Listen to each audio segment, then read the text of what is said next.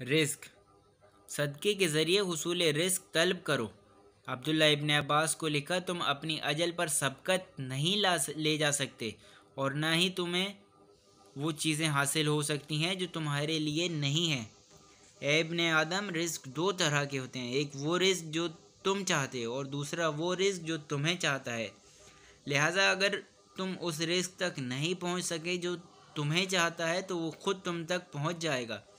لہٰذا تم اپنے آنے والے سال کی فکروں کو اپنی آج کی فکروں پر نہ لادو، کیونکہ تمہارے ہر دن اپنی فکروں کے لیے کافی ہوگا۔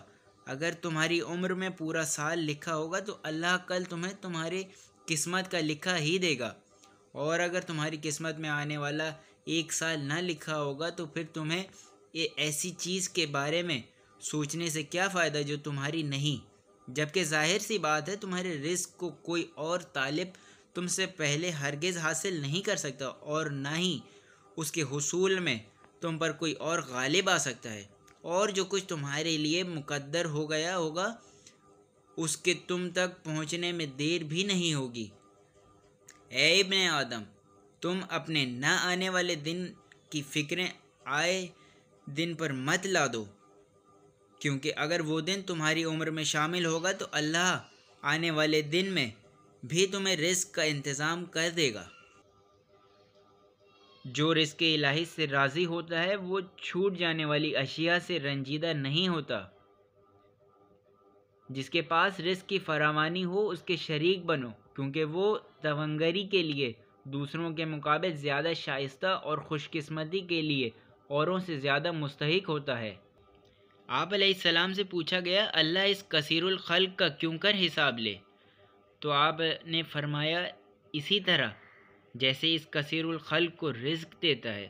پھر آپ سے کہا گیا، بھلا اللہ ان کا کیسے حساب لے گا جبکہ وہ لوگ اسے دیکھ بھی نہ پائیں گے؟ تو آپ نے فرمایا، اسی طرح جیسے وہ انہیں رزق دیتا ہے مگر اس کے باوجود لوگ اسے دیکھ نہیں پاتے۔ وسعت اخلاق میں رزقوں کے خزانے ہیں۔ آپ سے پوچھا گیا، رزق اور اجل کیسے ہیں؟ تو آپ نے فرمایا، تمہارے لیے اللہ کے پاس رزق ہے اور اس کے لیے تمہارے پاس اجل ہے، لہٰذا جب وہ اپنے پاس موجود تمہاری چیز رزق تمہیں پوری طرح دے لیتا ہے تو تمہارے پاس موجود اپنی چیز زندگی کی مہلت بھی واپس لے لیتا ہے۔ اللہ کی طرف سے ضمانت شدہ رزق کے لیے فرض شدہ عمل سے دور نہ ہو جاؤ۔ جو اللہ سے مانگنے میں حسن سلیقہ کا مظاہرہ کرتا ہے اس کے پاس رزق بے حساب پہنچنے لگتا ہے۔ جس کے پاس رزق کے ہونے کی توقع ہوتی ہے اس کی طرف لوگوں کی گردنیں موڑ دی جاتی ہیں۔ جس کی عقل بڑھ جاتی ہے اس کا نصیب گھٹ جاتا ہے، اور اللہ جسے بکثرت عقل دیتا ہے اس کا حساب اس کے رزق میں کر لیتا ہے۔ اے ابن آدم، تم نے جو کچھ بھی اپنی خوراک سے زیادہ جمع کیا ہے تو تم اس میں دوسرے کے خازن کی ہو۔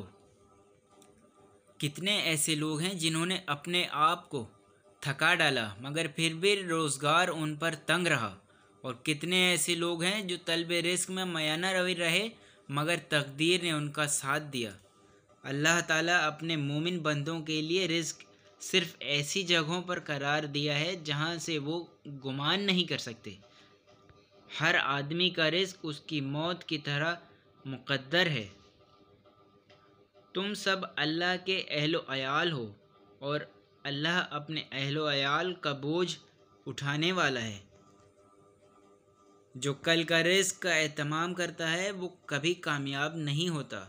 اگر رزق عقل و دانش کے اعتبار سے ملتا تو بے وقوف اور جانور زندہ ہی نہ رہتے۔ بہترین برکت وسعت رزق ہے۔